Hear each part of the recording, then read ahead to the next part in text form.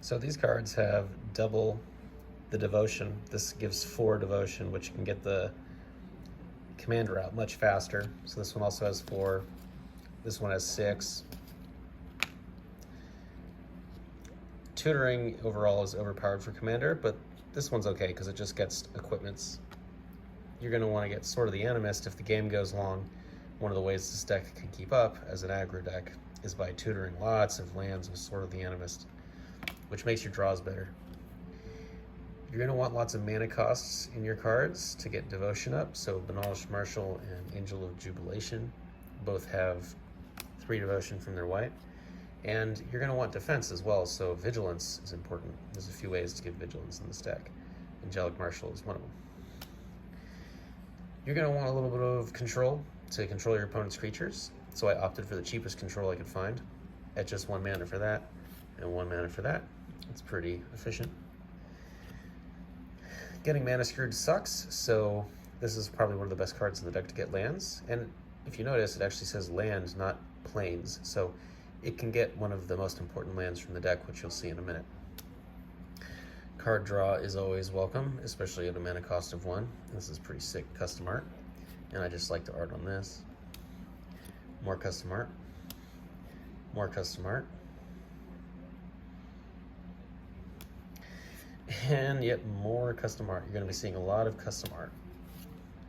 There's another full art custom. This guy gets little tokens into play, so you can just attack your opponent to death. And here's some more custom art that lets you draw cards.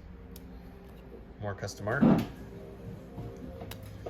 And more custom art. I think this was ripped from a Pokemon, so it looks pretty cool.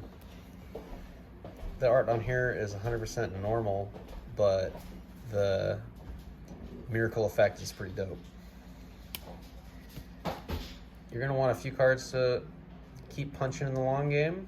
So this one lets you draw 1 every time your opponents draw, which is pretty good. Plus, if you play it during a wheel effect, you can draw a lot of cards. Here's another card that will let you last in the long game. Attacking multiple times a turn is pretty nice, so there's multiple ways to do that in this deck. You want a pretty powerful effect for 6 mana, and attacking the second time is pretty good. Morog, this art isn't custom, it's from one of the secret lairs. He lets you attack more than once a turn. And now we're into the old-fashioned art. This is a full art. No card exists from Wizards like this, exactly. Onslaught, the set I started with, had to get one from that set. This is also in 480 DPI, so this is what a 480 DPI card looks like. Most of the other cards are 1200 DPI. Wheel of Fortune, turns out red's pretty good for card draw. You just gotta have Wheels of Fortune. There's 5 different wheel effects in this deck. And white can do some land ramp. Here's a really old card from the white color pie that gets you lots of planes. And I thought, you know what? It's an old card. Let's get the oldest art I can find. So this is what really old art looks like when it's custom printed by MPC. Proxies, make playingcards.com. And here's a plateau. This is that land we want to tutor out if possible. Reviving a creature every turn is pretty sweet. You just need 7 planes. And because it's a devotion deck, I couldn't skip a devotion land. Here's some sick art. It's custom art. Notice the transparent background on the text.